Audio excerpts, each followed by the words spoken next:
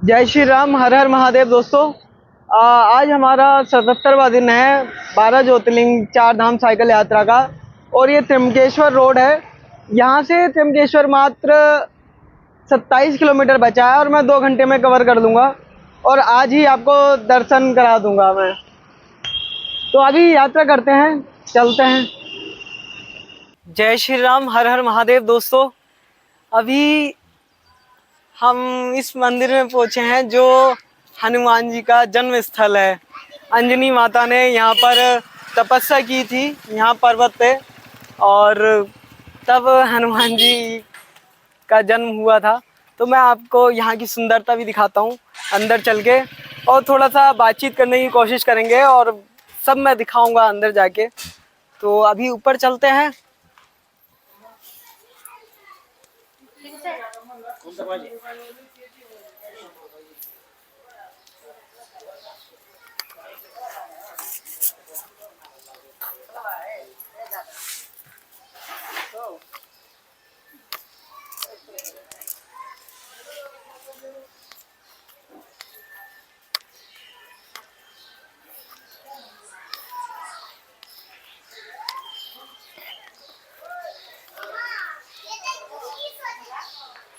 इधर हमारी साइकिल खड़ी है और यहाँ से त्र्यंबकेश्वर ज़्यादा दूरी पर नहीं है। आज दर्शन कर लेंगे और मैं आपको दर्शन कराता हूँ।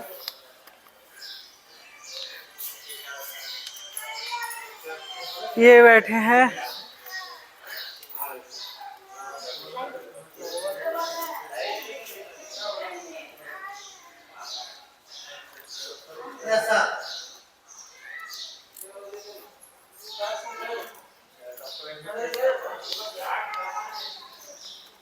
यहाँ पे हनुमान जी की जन्मस्थली है। जय श्री राम पंडित जी। जय श्री राम। ये पंडित जी हैं। अभी यहाँ इनसे इतिहास पूछेंगे थोड़ा सा यहाँ का, तो मैं पहले दिखा देता हूँ आपको।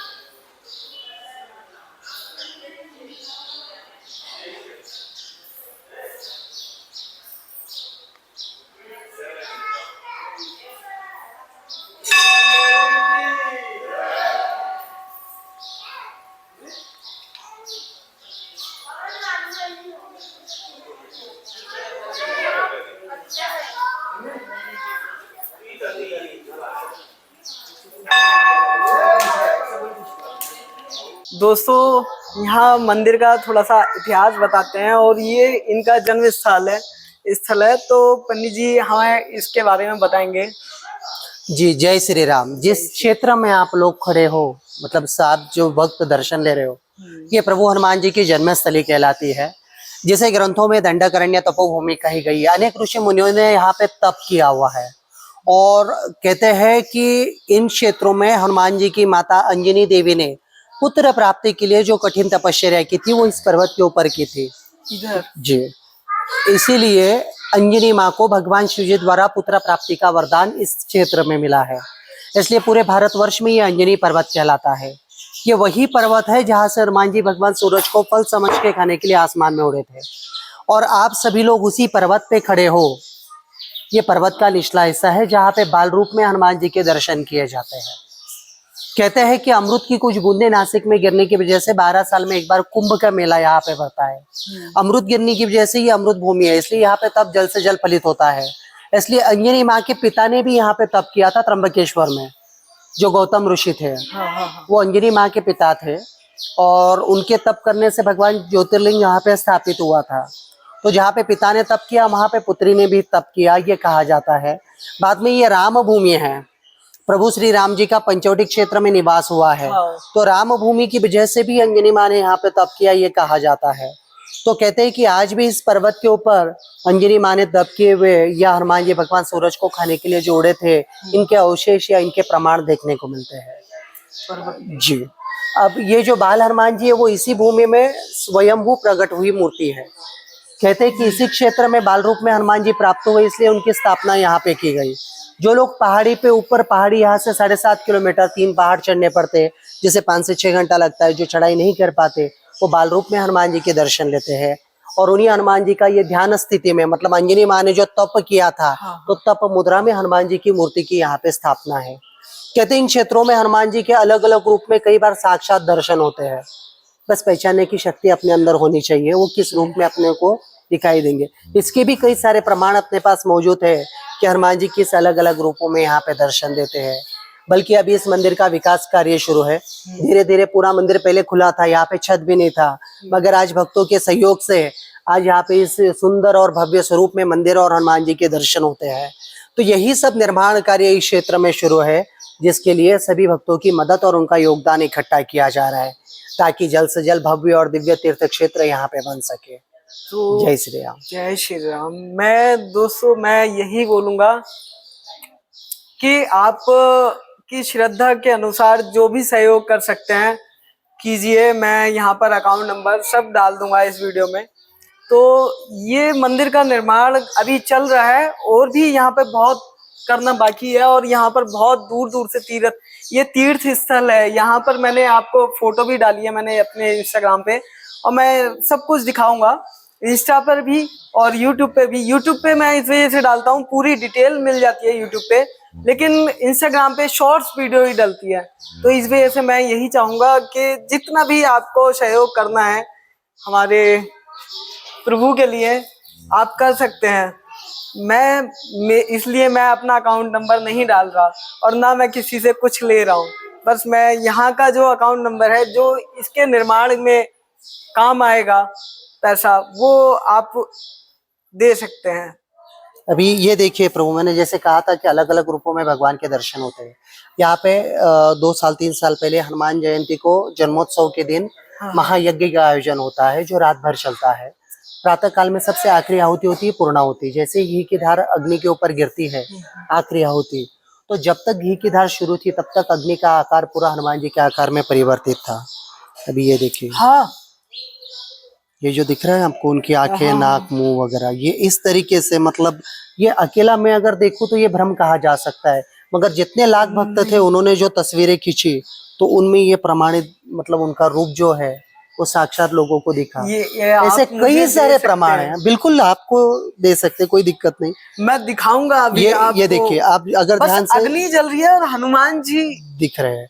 अभी ये जो दिख रहा है आपको इधर, ये जो कलर, ये यहाँ का था, भी काला पत्थर लगा, और ये खिड़की की जो ये कट है, ये वो सामने वाला कट है। ये मंदिर का रात के समय का खींचा हुआ, उस समय जो प्रातः सूर्योदय से पहले खींचा हुआ ये तस्वीर है। और जिन जिन लाख भक्त यहाँ पे थे, ऐसे कई सारे प्रमाण हैं कि अलग अलग रूपों में प्रभु अपने सामने होते हैं, मगर पहचानने की शक्ति अपने अंदर होनी चाहिए। वो किस रूप में आएंगे, सजीव निर्जीव, किस रूप में अपने सामने प्रकट होंगे, वो आके अपनों को दर्शन भी दे जाते हैं और अपनी सभी मनोकामना भी पूरी करते हैं। बस भक्त अपने अपने भक्ति में लीन रहते हैं। बस इसी वजह से हम सब कुछ, इतनी बड़ी नौकरी भी त्याग दी है। अरे बिल्कुल, कलयुग में तो यही है। तभी ये इतनी सुंदर चीजें घूमने से, देखने से ही मिलती है।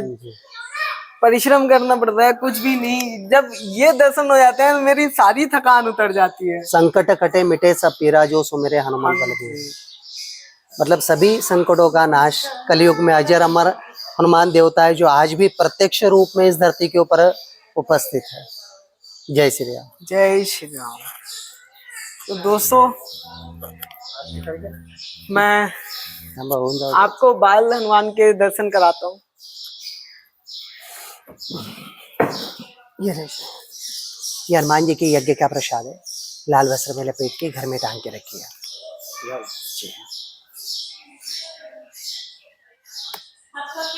ये स्वयं से प्रकट हुई मूर्ति है। तो जैसे जहाँ पूजा करते ये देखिए चलेगा। दोस्तों, हमारे हनुमान जी की प्राप्ति के लिए अंजनी माँ ने यहाँ इस पर्वत पे तपस्या की थी।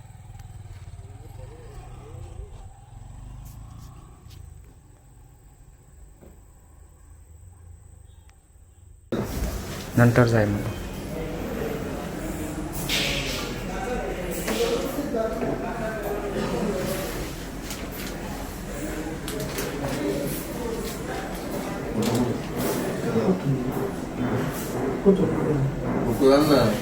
फोटो नको न्यायला अडचण होईल ये भगवान का